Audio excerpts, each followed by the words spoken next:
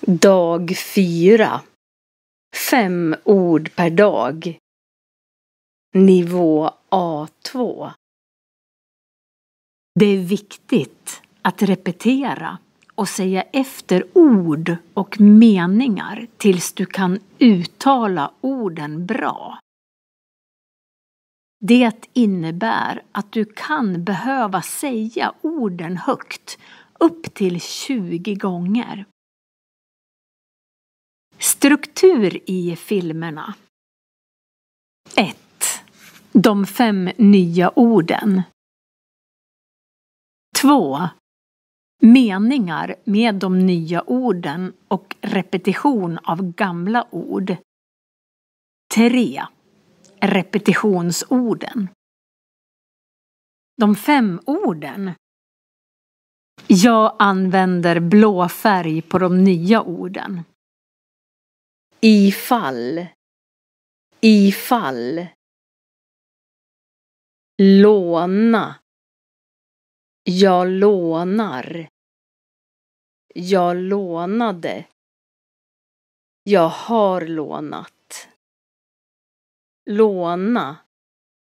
Jag lånar. Jag lånade. Jag har lånat. Kosta. Det kostar. Det kostade. Det har kostat. Kosta. Det kostar. Det kostade. Det har kostat. Sälja. Jag säljer. Jag sålde. Jag har sålt. Sälja. Jag säljer. Jag sålde. Jag har sålt. Jag har sålt. Vardaglig.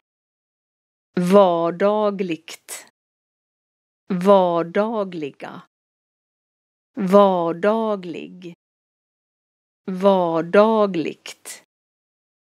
Vardagliga. Vardagligt. Vardagligt. Komparation. Vardaglig. Vardagligare. Vardagligast. Vardaglig. Vardagligare. Vardagligast. Eller vardaglig. Mer vardaglig. Mest vardaglig. Vardaglig. Mer vardaglig. Mest vardaglig. Ifall är en subjunktion som används vardagligt. Ifall är en subjunktion som används vardagligt. En synonym till ifall är om. En synonym till ifall är om. Vissa säger att ifall används när man pratar och i vardagliga texter. Vissa säger att ifall används när man pratar och i vardagliga texter. Man kan låna pengar på banken ifall man vill köpa ett hus. Man kan låna pengar på banken ifall man vill köpa ett hus. Man kan låna pengar på banken om man vill köpa ett hus. Man kan låna pengar på banken om man vill köpa ett hus. Om kan du alltid använda istället för ifall. Om kan du alltid använda istället för ifall. Exempel på hur ifall och om används. Exempel på hur ifall och om används. Vi måste låna pengar ifall huset kostar för mycket. Vi måste låna pengar ifall huset kostar för mycket. Vi måste låna pengar om huset kostar för mycket. Vi måste låna pengar om huset kostar för mycket. Ifall jag får jobbet i Paris ska jag sälja mitt hus. Ifall jag får jobbet i Paris ska jag sälja mitt hus. Om jag får jobbet i Paris ska jag sälja mitt hus. Om jag får jobbet i Paris ska jag sälja mitt hus. Jag kan köpa huset ifall jag sparar pengar. Jag kan köpa huset ifall jag sparar pengar. Jag kan köpa huset om jag sparar pengar. Jag kan köpa huset om jag sparar pengar. Jag kan betala räkningarna ifall jag jobbar. Jag kan betala räkningarna ifall jag jobbar. Jag kan betala räkningarna om jag jobbar. Jag kan betala räkningarna om jag jobbar.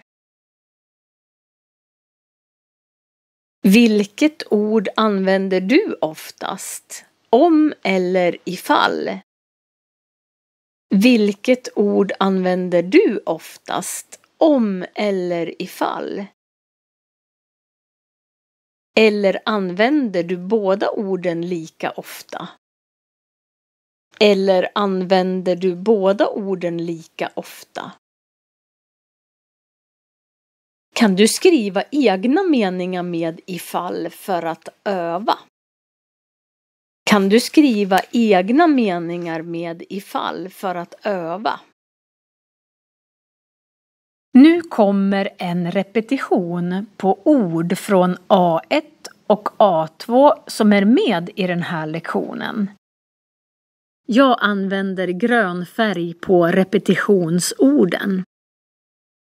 Alltid. Båda orden. Använda. Betala. Den används. Hur. Du använder. Med. Du kan. För mycket. Egna meningar. Eller. Istället för. En subjunktion. En synonym. Öva. Ett hus. Jag jobbar. Ett exempel. Oftast. För att. Jag sparar. Huset. I Paris. Om. Jag får. Jag kan. Jobbet. Lika ofta. Man kan. Man vill. Man pratar. Köpa. När. Vissa säger. Pengarna. Mitt hus. På banken. Texter. Räkningarna. Och. Skriva. Vi måste. En konjunktion.